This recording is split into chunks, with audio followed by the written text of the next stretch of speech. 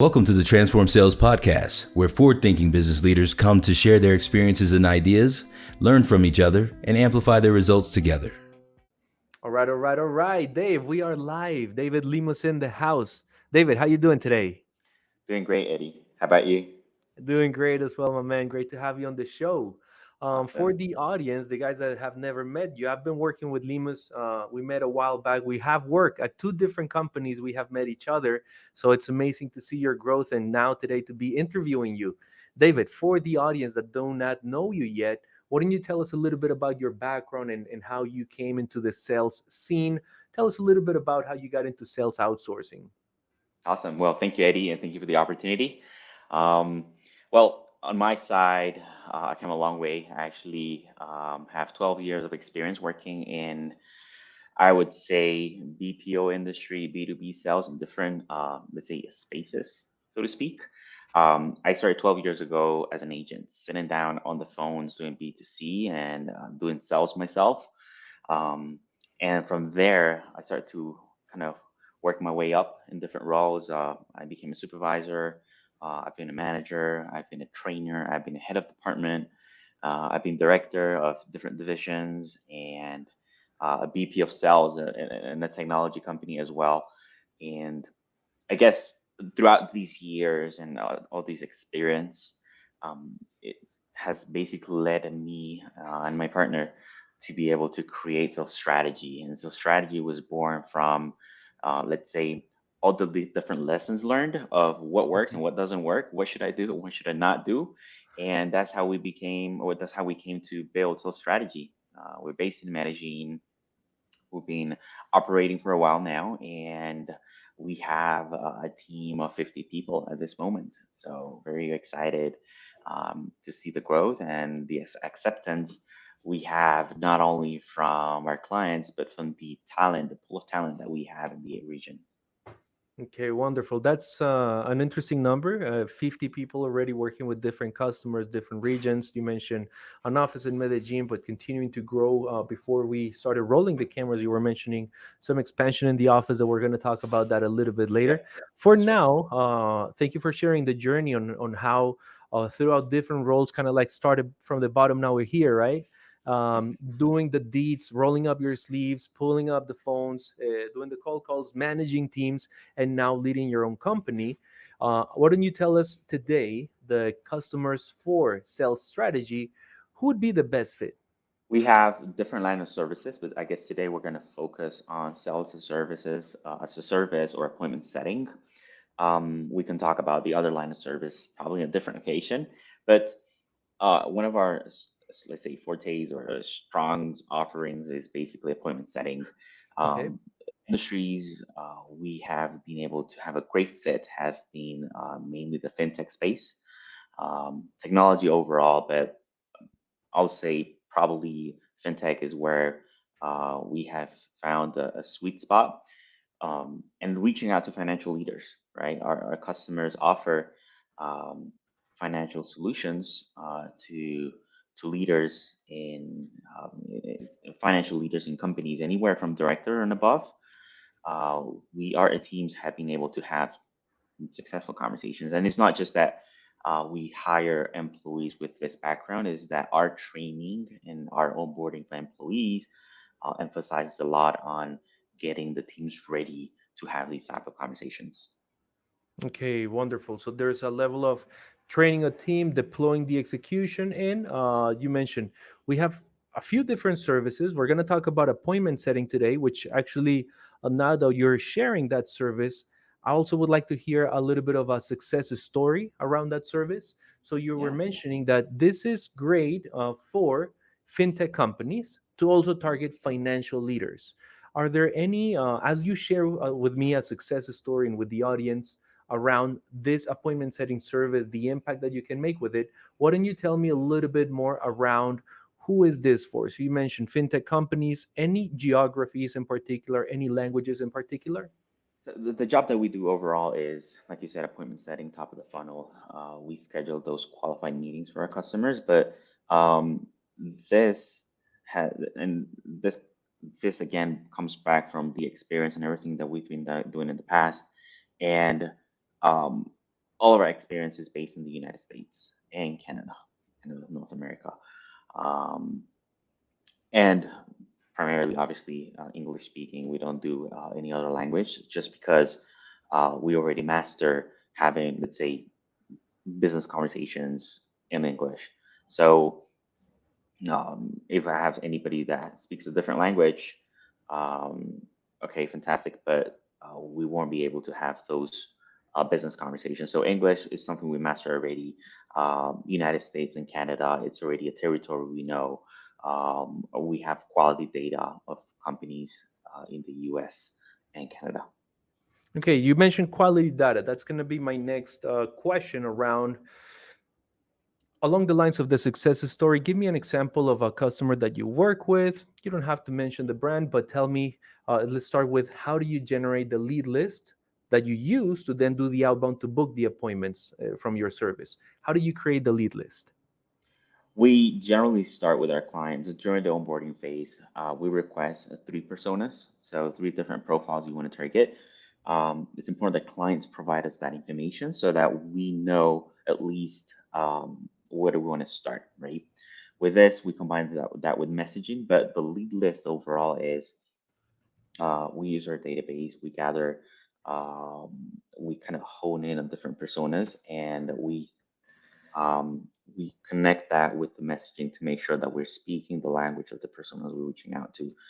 So we connect, of course, the personas, right? So the different profiles that we're after, we connect that with the messaging to make sure that we are um, speaking the language of the different personas, right? It's not the same. I cannot go to a VP of sales with the messaging and use exactly the same message with VP of marketing, right? Different needs, different priorities.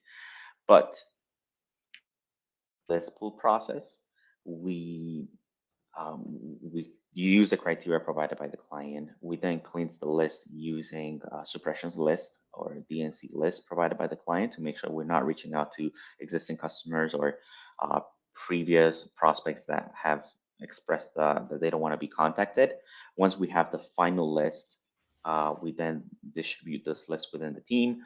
We assign them an average of 1,200 leads a month, and we add them to the cadence or to the sequence in our CRM.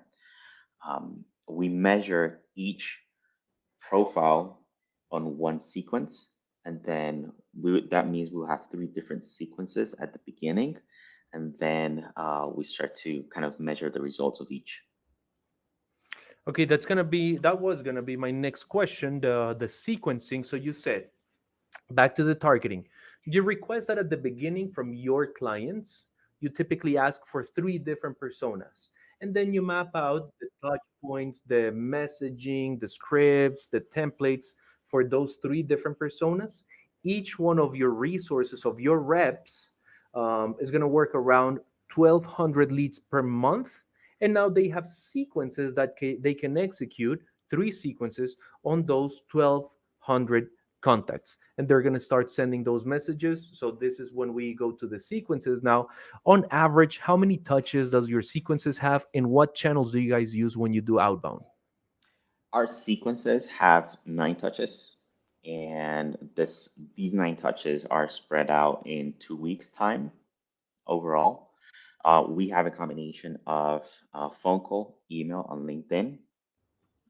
And out of these, let's say three channels that we use, email and LinkedIn are mainly awareness channels for us.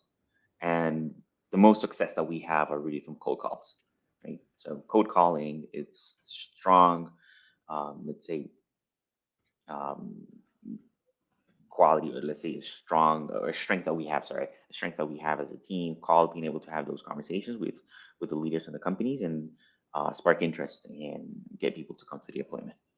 Perfect. So 9 touches, 2 weeks. The strength is going to be cold calling. That's where the majority of the activity is going to happen. But there's still it's an omni-channel approach. So you're still going to include a little bit of LinkedIn, a little bit of email, mostly for awareness, as you mentioned. I would assume follow up, but the main channel to convert is going to be phone first. Okay. Now the next thing I'd like to know is give me. You mentioned phone is a strong channel, give me some numbers of results that your customers, maybe a fintech company that you've worked with in the past, what results have they seen before and after working with you? Awesome. I'll speak. One of the clients that we have now, it's a big client. They currently have 10 SDRs with us. Okay. I'll talk at the beginning and then where we are right now. When we started with them, the first 2, 3 months, we're generating with 10 SDRs anywhere from 20 to 30 qualified meetings per month. They And started with the 10 reps from the beginning, from the beginning, right started from the with 10, beginning, continues with 10. And at the beginning, you mentioned 20 to 30 meetings per month during the first, what, 2 to 3 months, I would guess. yes, that's right, of being on the phones, Okay. correct. After those first 2 to 3 months, we generate a lot of data, right? So we're analyzing the messaging, the personas, the sequences. We're measuring absolutely everything, uh, anything from connection rate, conversion rate, um, show rates, all those different things that really allows us to understand if the sales strategy is correct. Now, after those first 2 or 3 months, we made tweaks in terms of like we even analyze our internal staff, the leaders, right? Are the leaders doing what they're supposed to? Are we coaching correctly? Are we doing the quality? We kind of review everything from different points of view. After those first 3 months, we changed our strategy, and we're now at a point where we're generating 106 appointments. So last month, for example, we generated 106 qualified meetings for our client, Wow, which that's is awesome. amazing. That's a huge increase, almost like a 30 to 40% increase in results from your, let's say, launch slash onboarding or ramp up period until now that the account is a little bit more mature. So you, With one of the the things, same amount of people, sorry, with the same amount of people, 10 same people. resources, all you did was analysis. So basically, that's what I wanted to reinforce, that around the first trimester of the account, you were deploying, but you were also analyzing. You analyze the data, the bulk data, not only productivity numbers. You did mention also some conversion metrics, conversion rates, connect rates, show rates, etc. You analyze as well the team. Are these the right reps? Are these the right managers? Is everything cohesive in the, let's say, appointment building engine that we are building for our customers? Everything working fine? What needs to change? Double down on that, and that got you to book 106 appointments on a month, now that Correct. you've been working with them for a couple of months. How many of those 106 appointments came from phone? 104. 104. So Yeah, okay, it goes back to the testament of phone is our best channel. Two of them, I would imagine, happen what, email or LinkedIn? email. Email. Okay. So email, as you mentioned, LinkedIn for awareness, maybe some report building, but the actual appointment happens over the phone, 104 out of 106.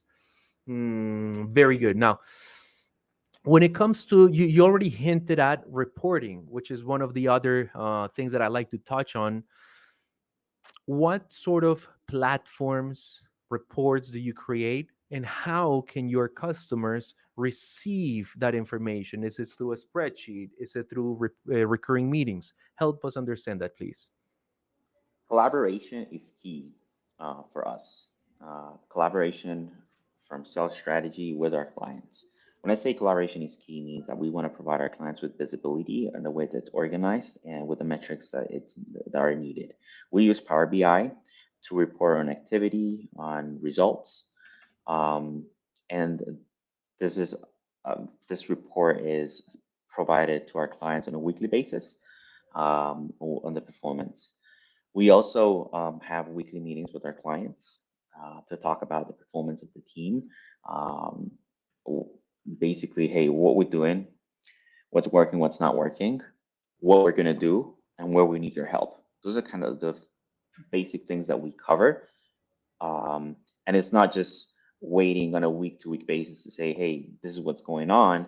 We encourage our clients to have an open conversation at any moment and say, hey, this is what's going on. Or from their side or from our side, just to make sure that we are successful, right? We want to be successful, but there's really so much we can do if we don't have the involvement or participation of our clients. Okay, so it sounds like there's a quite feature packed report. You mentioned Power BI. I would assume productivity as well as conversion metrics, a whole, Hmm. let's say, high level view of the pipeline that you generate, Hmm. but that in order to provide better results, to continue improving, let's say to that example from 20 to 30 to 106 and beyond, you still Hmm. need those weekly meetings with your customers to align, to have a Right. communication street that flows in both ways, receiving feedback, what's working. But I noticed that one of the things you mentioned is we are very almost self-sufficient in the sense that you bring already the solutions to the table. Hey, this is what Hmm. happened, this is what we're going to do, or these are the issues that we've seen, this is how we plan to tackle them. But all you still need the customer there to validate, to provide feedback, to maybe give you a different insight and see if you guys are aligned. So while you can still be very propositive, it seems like communication is key in the delivery and the success of this appointment setting service, correct? Correct. Yeah, Okay. 100%. Absolutely necessary. We've seen both scenarios where there's low engagement from the client in the campaign, and versus the one where there is a lot of participation, a lot of involvement from different perspectives, and the clients that are engaged are more likely to succeed. And I would say not just with me, but with any agency. I like that. You know what? You just entered into my last question that actually is around some advice for the audience. And I like that. Hey, being Yeah, well connected with us, working with, and not just us, any agency that you decide to outsource, the more you work and treat that agency as an internal team, the better the results you're going to get. I like that one. And as you said it, any agency could basically give anyone the same advice. So how about you give me three a little bit more specific advices that you can share, three tips that you would give someone that is listening to this episode right now, considering to hire sales strategy, and they just want to get the results they expect with you fast. What would you tell them? all right. I'll take that one back. I would say um, be involved in the project. Right? You're already making an investment. It's you're investing on a project you believe it's going to work. Like you're going to work partner with a company or an agency, is because you believe that's going to be an extension of your team and it's going to work. So participate in the execution of the campaign or the strategy that you have in your hands. That'll be the first advice. Yep. The second would be provide continuous education. So initial, just be part of the training. When we bring clients on board, when we bring employees on board, uh, after the recruitment, hiring, we do 1 week of sales strategy training, right? Mhm. We hire people with experience, of course, but we want to make sure that people have the context or the background of the sales strategy way of doing things, just to make sure that we are eliminating bad practices or at least working on them, but at the same time, replicating and sharing best practices with the things that we've seen work. After the 1 week of training, we highly encourage and recommend that our clients provide a training on product knowledge. There's really so much I can learn from going to the website of our clients.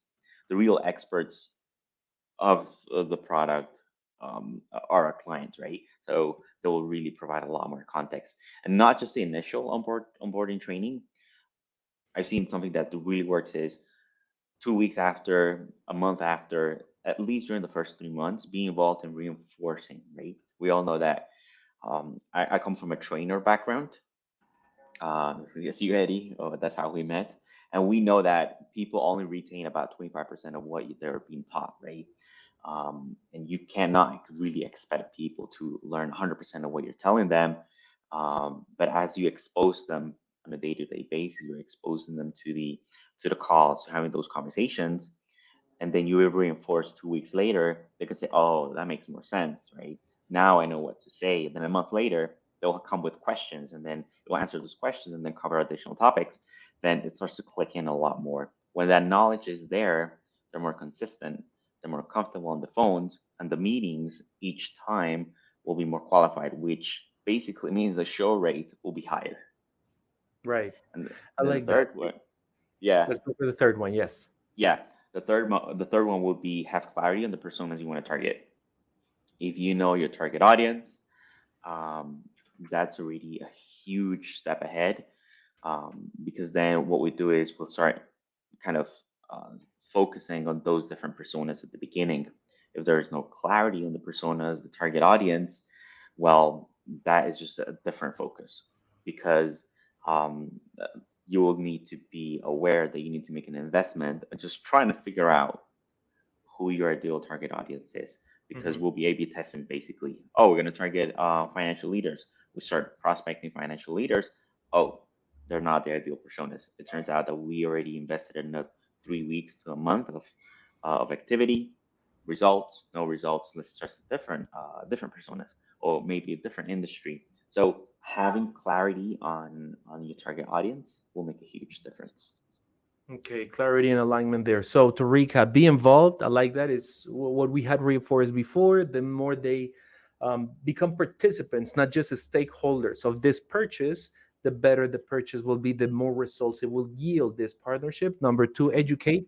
And I like that you double click on something interesting, which is don't just give us that initial product training that we sometimes receive in that first month, first 2 weeks, but also be Mhm. available for reinforcements, for refreshers, for maybe some tests. One of the things I almost like to think of is at the beginning, you're offloading a truckload of information into the reps, but they've never even made their first phone call and they're already getting bombarded with information.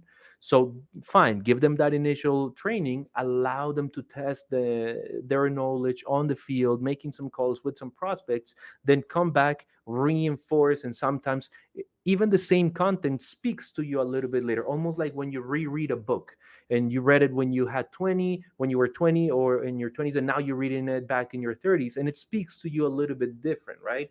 Mhm. So I do like that level of support from your buyers. I can see how it makes a difference. And the last one, clear target audience. If we know who we're going after and we are aligned about that, we're not going to be wasting time chasing the wrong cats. I like Right. that. Now, Dave, these have been great tips. One of the things we were covering at the beginning of the show and before the cameras rolled was an expansion plan that you have. I don't want to end Yeah. the episode here. Why don't you tell us a little bit more about that and then we can wrap it up for the day?